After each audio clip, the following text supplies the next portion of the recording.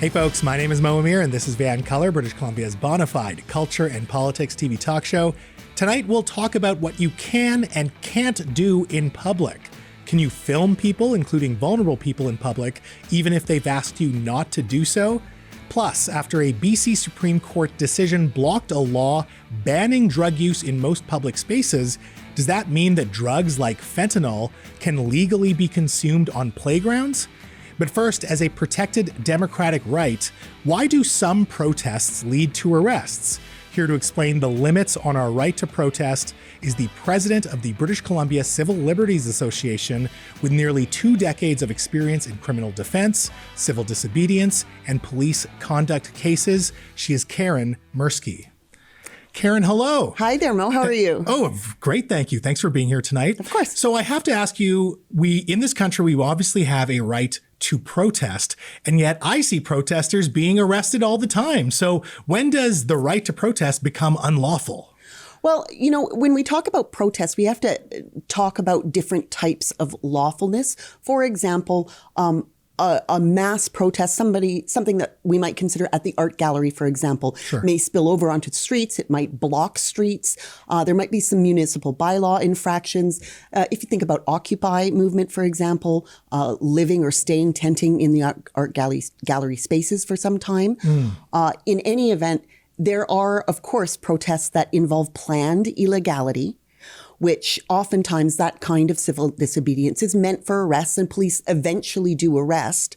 But there is a lot of gray area in there because police and government essentially recognizes that this is a protected right. Okay. So it sounds like you can march down the street, but as long as you're not blocking the street itself or sitting in on private property or even public property, but after hours, it's still lawful, right? It's still lawful. And even when it isn't, for example, if you see people who might be going into private businesses, a bank, for example, to have a protest or a sit-in there, police might attend, they might speak to people, give them an opportunity to leave before they then effect an arrest.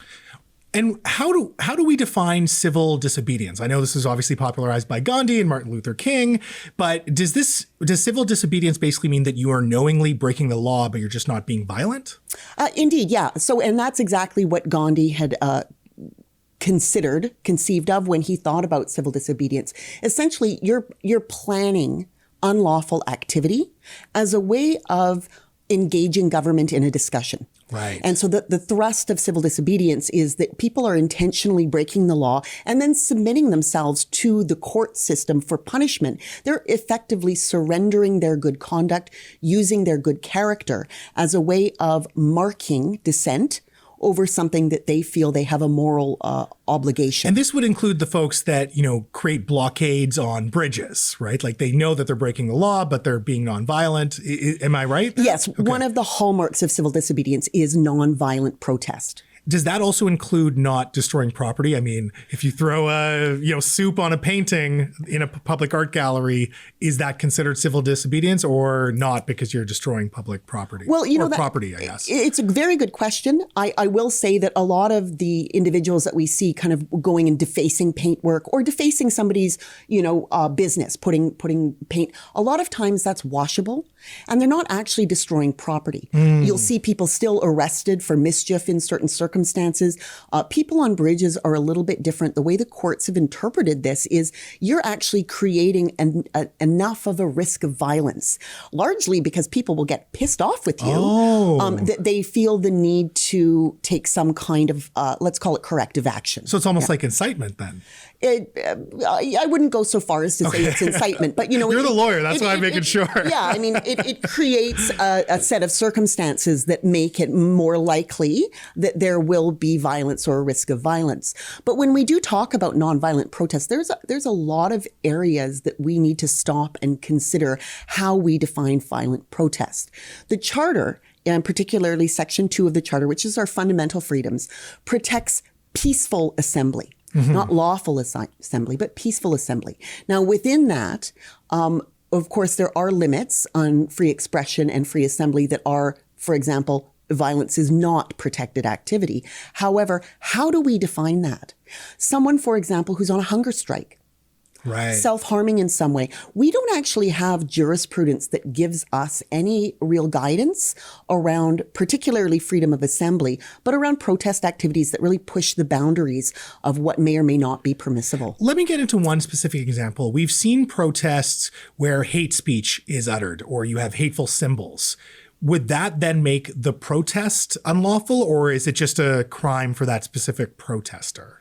Yeah, it would be for the person. So, If you utter threats or display hateful imagery. Yeah, I mean, the criminal law is geared toward, it would be a person charged. Yeah. And of course, the Crown would then need to prove the elements of the offense beyond a reasonable doubt. And that's one of the reasons why we don't frequently see hate speech pursued under the criminal code, because it's really difficult for the Crown to establish what somebody's intending by their words unless there's a really strong, obvious meaning. Like a direct threat? A direct threat, generally vilification of an individual or a group of individuals, detestation, language that suggests that they're not there. But then less than hate speech, of course, we have discriminatory speech, right, which is something that would be covered under the BC Human Rights Code. And we also see hate speech coming in under the BC Human Rights Code. But again, it's a relatively high bar. And generally speaking, we see discriminatory conduct, discriminatory speech much more frequently under the Human Rights Code. Fascinating. Karen, I learned so much. Thank you so much for your time tonight. Of course. Absolutely. Take care. Folks, she's the president of the BC Civil Liberties Association, Karen Mirsky. Check out their website online for more resources, including the updated Arrest Handbook with a new chapter on protest, civil disobedience, and Indigenous resistance. Now, after some business, does drug decriminalization in BC mean that drugs can be consumed anywhere in public, including playgrounds? We'll set the record straight up next.